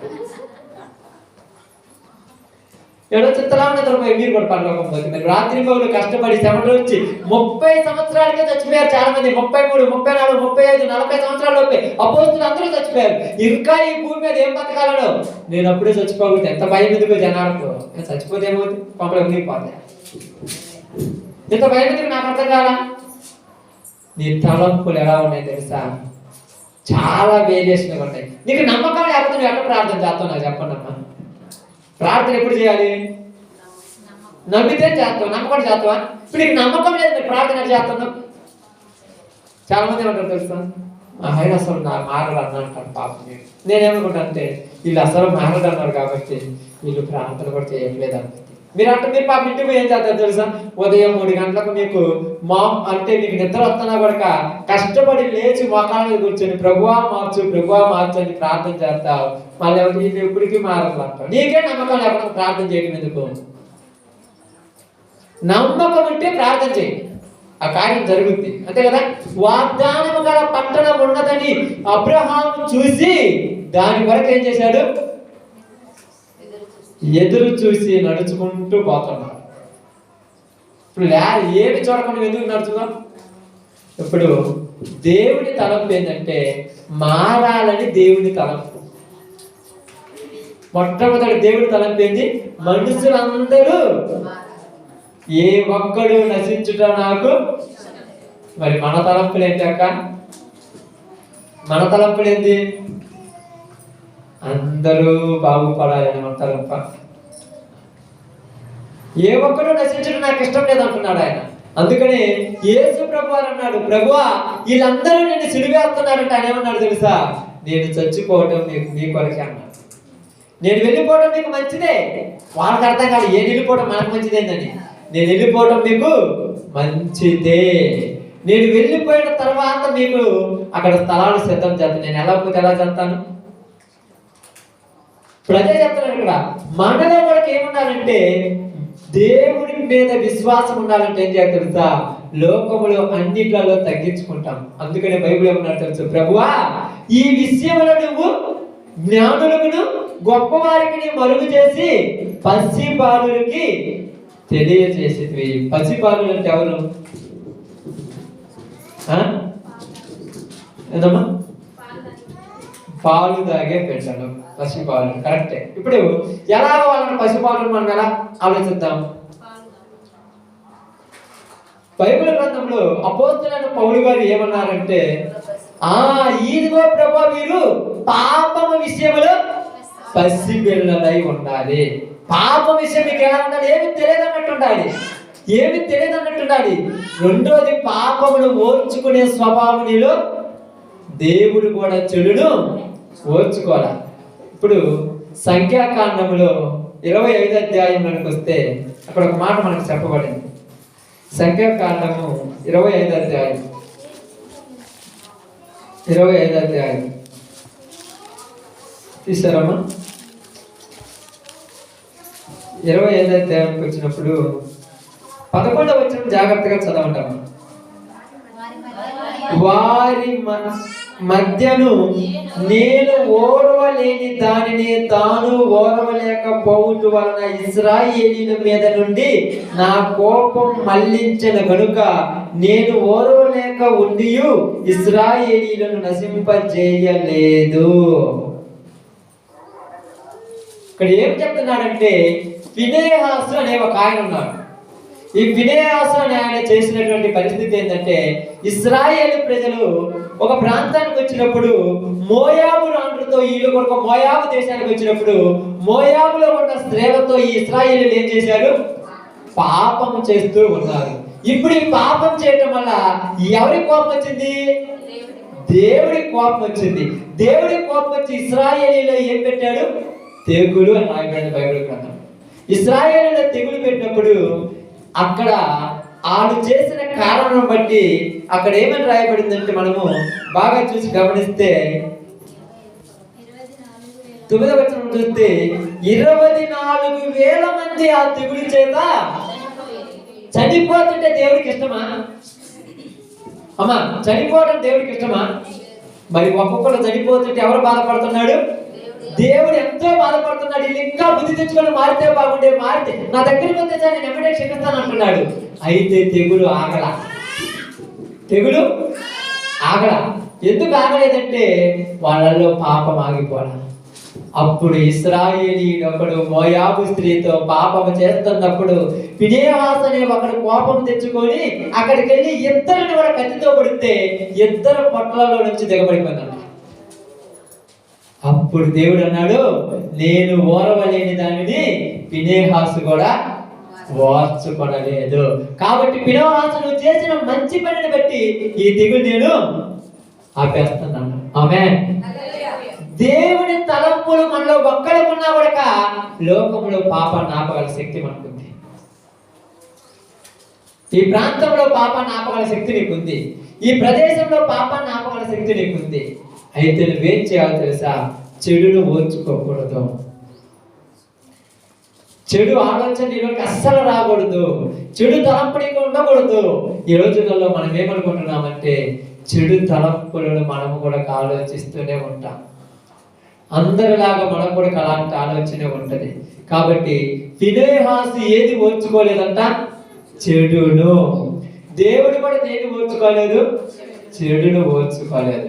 అందుకని బైబిల్ గ్రంథంలో ఏమని చెప్తుందంటే, దావీదు నాకు ఇష్టానుసారుడైనటువంటి కుమారుడు. ఎందుకు? అతడు పాపమును విడిచిపెట్టిన తర్వాత మరలా పాపమును ఓర్చుకోలేదు.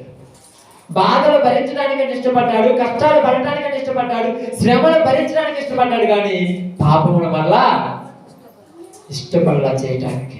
ఇప్పుడు నీ తలంపు ఎలాంటిది? దేవునికి ఇష్టపూర్వకమైన తలంపా, దేవునికి వ్యతిరేకమైన తలంపు? ఈరోజు మన దేవుని తలంపులు ఎంత ఉన్నాయంటే చాలా మంచిగా ఉన్నాయి. మన తలంపులు చాలా విరోధమైనవిగా ఉన్నాయి. ఎందుకంటే రోమిలకు రాసిన పత్రిక 11వ అధ్యాయం 3వ వచనం మనకు ఒకసారి వస్తే ఇక్కడ రాయబడింది చూడండి. 11:3. ప్రభువా, వారు నీ ప్రవక్తలను చంపిరి, నీ బలిపీఠములను పడగొట్టిరి, నేను ఒక్కడనే మిగిలి ఉన్నాను, నా ప్రాణమును తీయజూచుచున్నారు అని ఇశ్రాయేలీయులకు విరోధముగా దేవుని ఎదుట ఒకడు అతడు వాదించుచున్నాడు. ఆమేన్. ఇప్పుడు ఎవరి గురించి మాట్లాడుతున్నారు అంటే ఇక్కడ? ఎవరి గురించి మాట్లాడుతున్నారు తెలుసా? ఎవరి గురించి మాట్లాడుతున్నాడు? ఇప్పుడు నిన్న వచ్చింది మీరు చదివారమ్మా? 11:33 మీరు చదవండి. రోమిలకు రాసిన పత్రిక 11:33. అది ఏలియా గురించి ప్రవచనం. అది కాదు మనం చదవాల్సింది. ఆహా, దేవుని బుద్ధి జ్ఞానముల బాహుల్యం ఎంతో గంభీరము, ఆయన తీర్పులు శోధింపము ఎంతో ఆవశ్యములు, ఆయన మార్గములు ఎంతో అగమ్యములు, ప్రభు మనసు ఎరిగిన వాడు ఎవడు? అది మన పాయింట్. ఏదంట? ప్రభు మనసు ఎరిగిన వాడు ఎవడు? ప్రభువుకు ఒక మనసు ఉంది. ఆ మనసు మనం ఏం చేయాలంట? ఎరగాలి. ఏంటిది ప్రభు మనసు? ప్రభు మనసు ఏంది? అంతటను అందరను మారు మనసు పొందాలనేది ప్రభు మనసు. ఆ మనసు మనం ఎరిగితే దాని కొరకు మనం ఏం చేద్దామంట? ప్రయాసపడతాం. అంతే కదా? అంతటను అందరూ మారాలని మనము కూడా ఏం చేస్తాం? ప్రయాసపడతాం. కాబట్టి దేవుని తలంపులేమో భూలోకంలో మొత్తం మారు మనసు పొంది నా బిడ్డలందరూ కూడా రక్షణ మార్గంలోనికి రావాలని దేవుడు అనుకుంటుంటే, మన తలంపులు ఏమన్నాయి తెలుసా?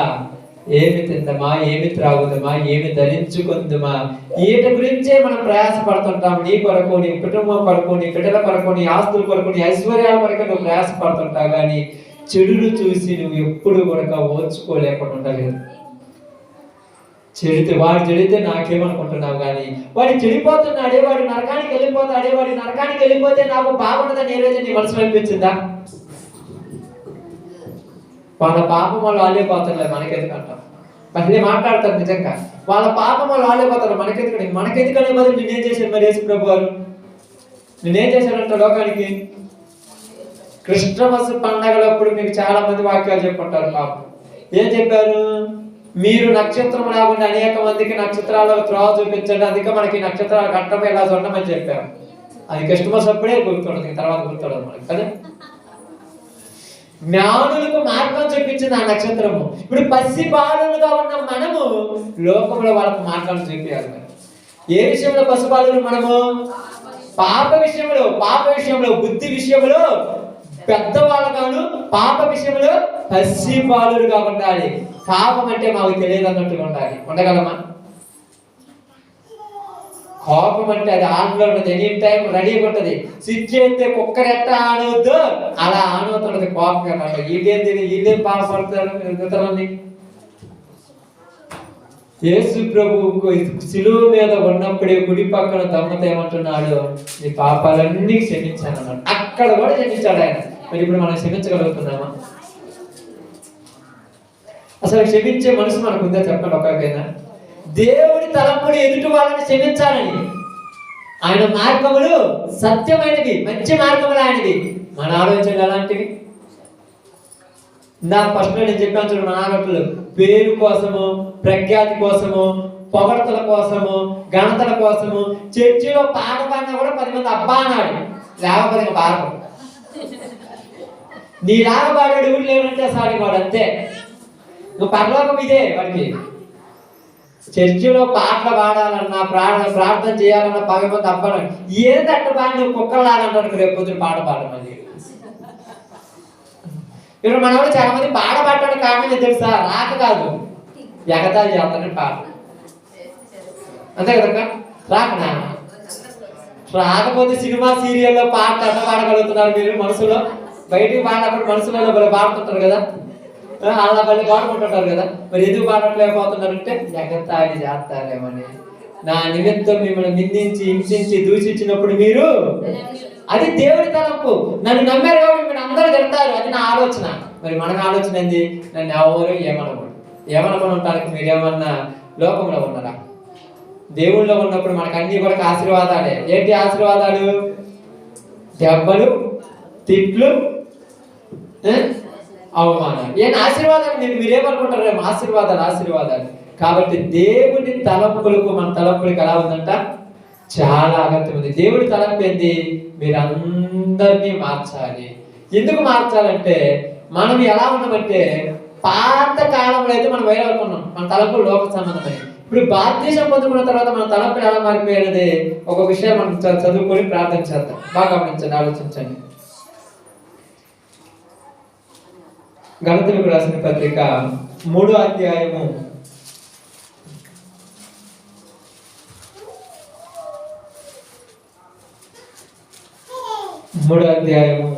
27వ వచనం.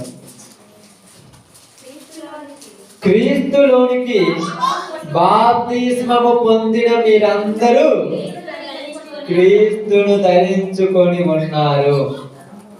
ఆమేన్.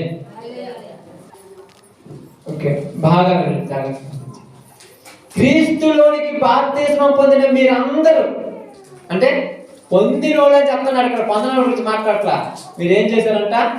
క్రీస్తును ధరించుకున్నారు. ధరించుకోవడం అంటే ఏంటి? 2:20 చదువుతాం. 2:20 అదే గలతీ పత్రిక 2:20 వచనం. నేను క్రీస్తుతో కూడా, నేను యేసు క్రీస్తుతో కూడా ఏం చేశానంట? సిలువ వేయబడ్డాను. ఇక జీవించువాడను నేను కాదు, క్రీస్తే నాలో జీవిస్తున్నాడు. క్రీస్తే, యేసు క్రీస్తు వాడు దేవుడికి నచ్చారా నచ్చలేదా? ఎందుకు? దేవుడి తలంపులు, యేసు క్రీస్తు తలంపులు ఒకేలా ఉన్నాయి. ఇప్పుడు జీవించేది ఎవరు? నేను. ఎవరక్క? ఇప్పుడు ఎవరు జీవిస్తున్నారు? నేను.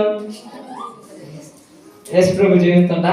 జీవిస్తే యేసు ప్రభు తలంపులు, నీ తలంపులు ఒకేలా ఉండాలి కదా. పౌలు ఏమన్నాడు? ఇక్కడ జీవించేవాడును నేను కాదు. ఇదివరకు నేను ఎట్టండి హింసకుడును, దూషకుడును, హానికరుడును, అనేకమైన పాపములు చేసిన వాడిని, అనేకమైన ఘోరములు చేసిన వాడిని. కానీ ఇప్పుడు వాడిని పాతగా ఉన్న సౌలైన నేనేమయ్యాను? చచ్చిపోయాను. ఇప్పుడు పౌలు ఇది వరకు పోతే కత్తి తీసుకోకపోతే ఎక్కడ ఉన్నాడు అక్కడ నరుకొని వచ్చాడు. ఇప్పుడు ఆయన నడిబజార్లో కొట్టులోపు తీసి పడుతుంటే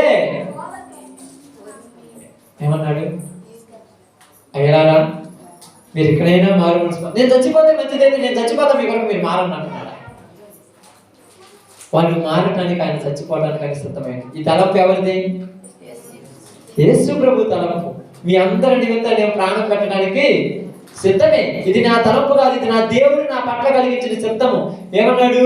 నేను నా ఇష్టం నెరవేర్చుకోవడానికి రాలేదు కానీ దేవుని చిత్తాన్ని నెరవేర్చుకోవడానికే ఈ లోకంలోకి వచ్చానన్నాడు. కాబట్టి దేవుడి తలంపు ఏది నా పట్ల? దేవుడి తలంపు ఏది నా పట్ల? నువ్వు ఇలా ఉండాలని. కీర్తనల గ్రంథం 45వ వచనం ఒకసారి చదవండమ్మా. కీర్తనల గ్రంథం 40:5 తొందరగా చదవాలి. 40:5 వచనం.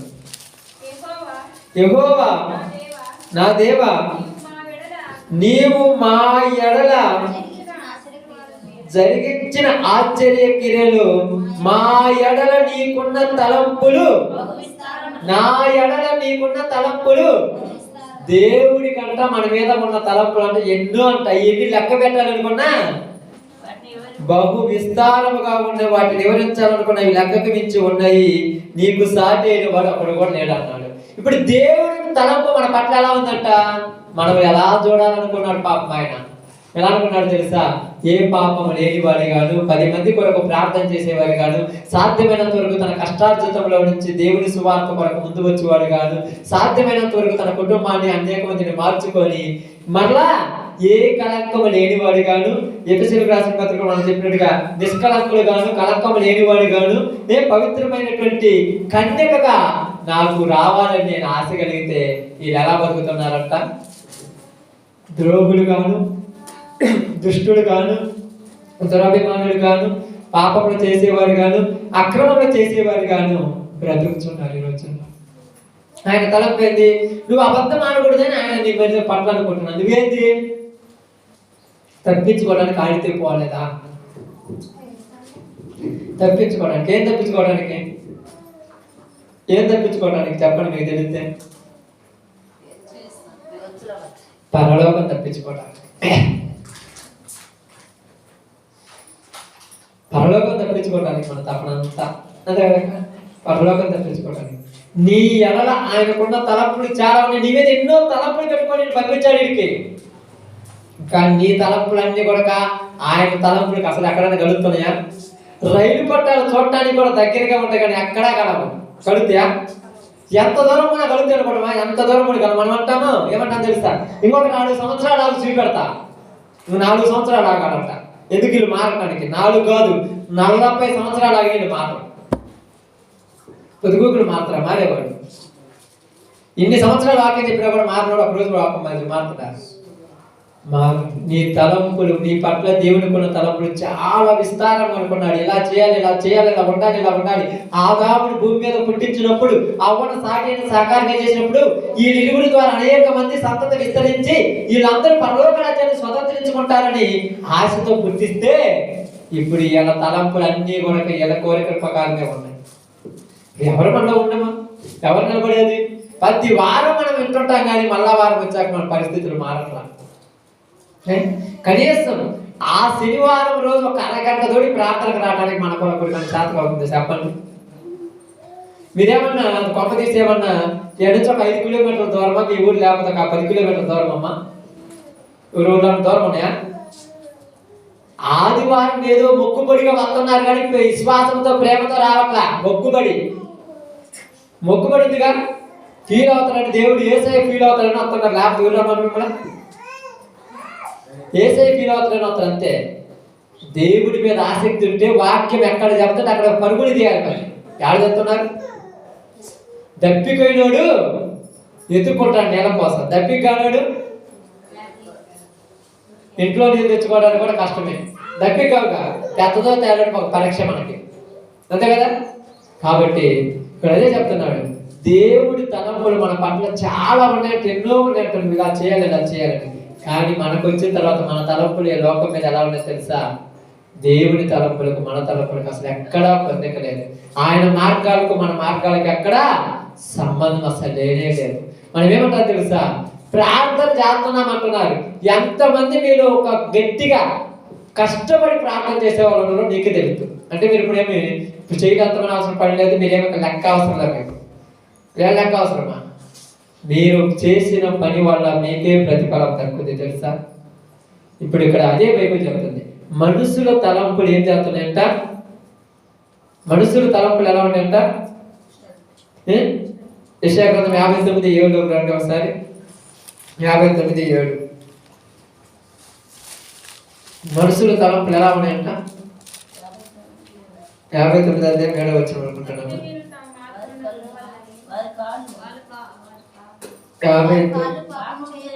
వారి కాళ్ళు పాపము చేయ పరిగెత్తుతున్నవి, నిరపరాధులను చంపుచుటకు అవి త్వరపడును.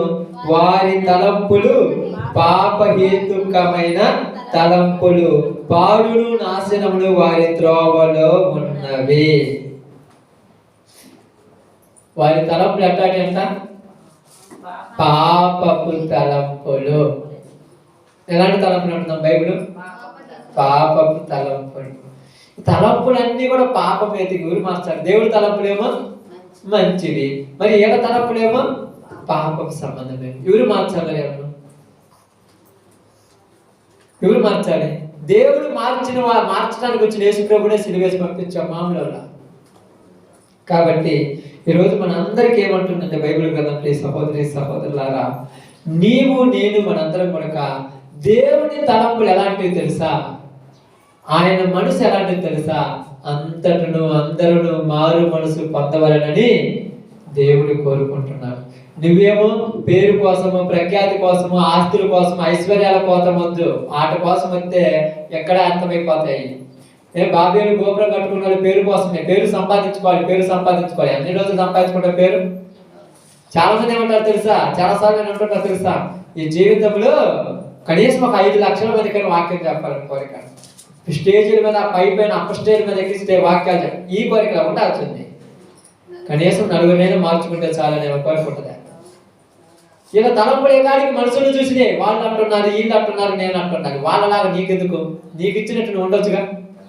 నీకు ఒక పద్ధతి ఉందిగా, నీ పద్ధతి ప్రకారం నువ్వు మారొచ్చుగా. కాబట్టి ఇక మనం జీవించేది ఎవరంటున్నారు పౌలు?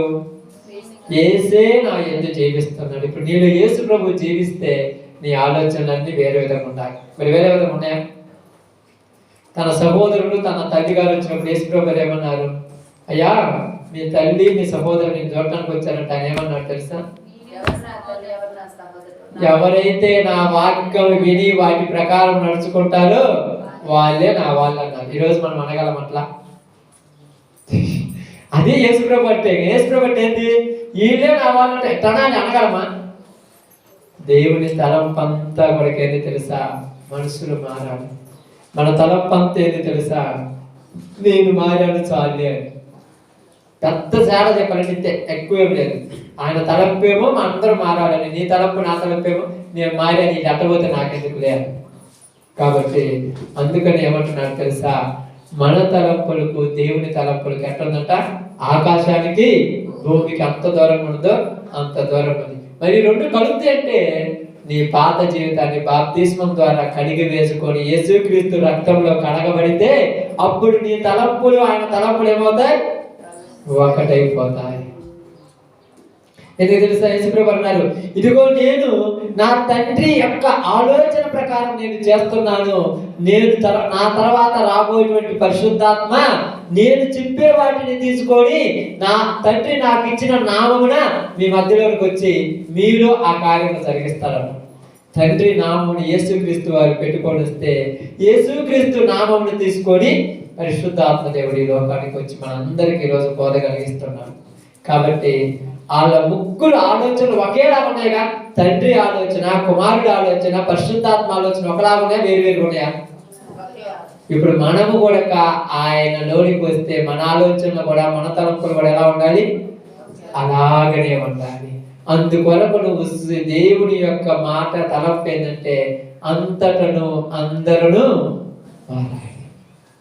ఫినెహాసు ఏమనుకున్నాడు? 24,000 మంది ఇలా వల్ల చచ్చారు. ముందు వీళ్ళు చస్తే వాళ్ళందరూ బాగుపడతారుగా. అర్థమైందా? వాళ్ళిద్దరు చస్తే వీళ్ళందరూ ఆగిపోతారుగా. కాబట్టి మనం కూడా ఏం చేయాలి తెలుసా? నాలో పాపం చస్తే నా కుటుంబం బాగుపడతారు. పాపాన్ని చంపేయాలి, మనుషులుగా చంపేయాల్సింది. దేవుడు చంపేమంటే ఏంటి? పాపాన్ని. మనం మనుషులు చంపాలని చూస్తాం. శిష్యులు అదే అన్నారు, ఇలా చంపేస్తానన్నాడు. యేసుప్రభు అన్నాడు, వాళ్ళ ముద్దయ్య వాళ్ళలో ఉన్న పాపాన్ని చంపారు. ఆవిడ నువ్వేం చెప్పాలని చూస్తున్నావు? నీ తలంపు ఏంది? యేసు ప్రభు దేవుని తలంపు ఏంది? పాపము లేకుండా ఉండాలని. మన తలంపు ఏంది? మనసు లేకుండా ఉండాలని. అది ఒక మాటలో చెప్పాలంటే. కాబట్టి ఇది కాదు కావాల్సింది. పాపం అంతరించుకోవాలి, నీతి అంతటా విస్తరించాలి. అలాంటి మనసు నీకు వచ్చిందని నేను ఎప్పుడూ అనుకుంటాను. ఎలాగంటే బాప్తిజం పొందుకుంటే, నిజంగా పొందుకుంటే మళ్ళీ వచ్చేటి మొలగటం కాదు. ఒక్కొక్కరు 3-4 సార్లు పాపం తీసుకున్నారు, పోయారు. తీసుకుని ఏం ఉపయోగం ఉంది? చిన్నపిల్లలప్పుడు కూడా చాలా మంది పోయి ఆ వాగుల్లో ఒక్కళ్ళు 2 సార్లు మునిగింటారు. అది కూడా బాప్తిజం అవుతాయి. పాత చచ్చిపోవాలి. ఇంకా ఉన్నాయంటే ఉన్నాయి, మనలో చాలా గూడు కట్టుకొని ఉన్నాయి. ఇంకా చావకుండా ఏం చెప్తుంది? క్రీస్తు నేను చచ్చిపోయాను, క్రీస్తే నా యందు జీవిస్తున్నాడు. నువ్వులో కూడా క్రీస్తు జీవిస్తే నీ తలంపులు క్రీస్తు తలంపులు ఒకేలాగా ఉండాలి. అలా ఉంటే నీవు దేవుని రాజ్యానికి వారసుడు అవుతావు. అదే బైబిల్ మనకు చెప్తుంది. దప్పిక కొట్టిన వాళ్ళు ఎంతో మంది ఉన్నారు, వాళ్ళకి నీళ్లు ఇవ్వడానికి ఎవరు వచ్చారు? యేసు ప్రభు వచ్చారు. అంతేకాదు సమరయ స్త్రీకి దాహానికి నీళ్ళు ఇచ్చారు కదా. ఇప్పుడు మనం కూడా అలాగనే ఉంటాం. ఓకే, వచ్చే వారంలో ఆహారం గురించి చెప్పారు కదా, దాని గురించి మీకు శనివారం చెప్తాను. మీరు దాని గురించి జాగ్రత్తగా ఓకే అందరూ